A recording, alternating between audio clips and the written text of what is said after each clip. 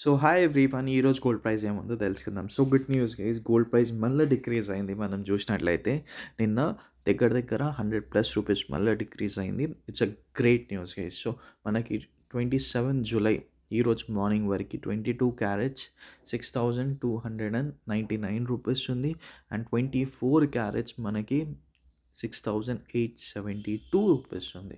ఇది present day gold gauge. నేను ఇట్లా మామూలుగా దుబాయ్లో ఎంత ఉంది గోల్డ్ అది ఇది అన్నట్టు చూస్తుంటే దుబాయ్లో 65,000 64,000 అట్లుంది ప్రైస్. అక్కడ తక్కువ ఉంటుంది ప్రైస్. సో అట్లా కనిపించింది ప్రైస్ ఆన్లైన్లో.